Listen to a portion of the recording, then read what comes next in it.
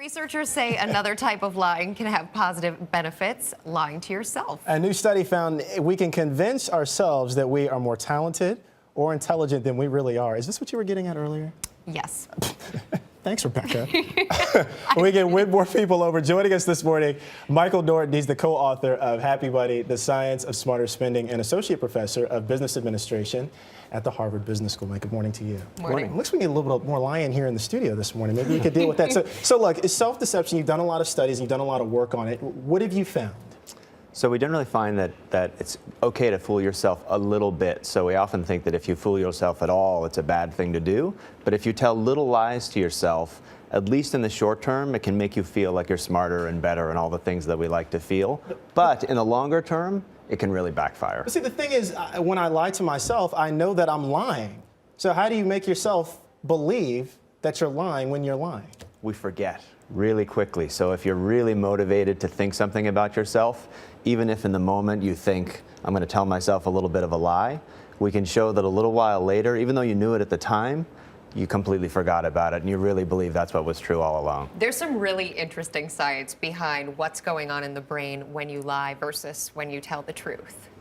That's right. So we show in our studies that if you're cheating on a test, for example, that you'd think that you know you're cheating on a test. So you're looking at the answers, you wrote them in your hand maybe, and you're peeking at them. You'd think that you'd be aware that you're cheating, but instead our brain kind of tricks ourselves into thinking basically, yeah, I peeked at the answer to get that question right, but I kind of knew it all along anyway, so I'm kind of a genius. Would you say from your research that most people have an inflated sense of self, or is it, because honestly, if somebody can look at their hand with literally cheats on it, and think that they're telling the truth, then doesn't everybody sort of have a different sense of who they are versus what the world sees? Not everyone does, but most of us do. And in fact, there's a very funny study that showed they blended people's faces with pictures of very attractive people.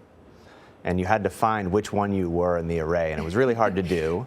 And it turns out that people think that the person they are is someone who is a little bit blended with a really attractive person. So we actually literally see even our faces as more attractive than everyone else sees us as being. You're saying that a lot of this is very good, but I'm thinking that this could kind of be bad. So here's an example. Somebody commits a crime. They convince themselves that they did not do what they actually did.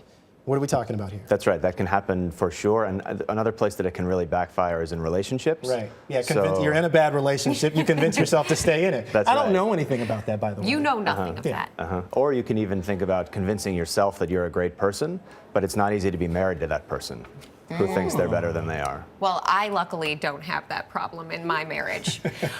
What are other applications of these theories? Where have you seen them utilized in daily routine? So one also very funny study that was done is if you look at the time it was men and women who were married, asking them to estimate what % of the housework they did, their estimates add up to way more than 100%. So everyone thinks they're doing way more than half of the housework. So which in that group usually sees things as themselves doing more? Actually, Easy. everyone is inaccurate, but it is true that men overestimate more than women how much they're doing around the house. I'm glad we've settled that argument. Get out of here. Michael Norton, thank you. Thank you. Appreciate it.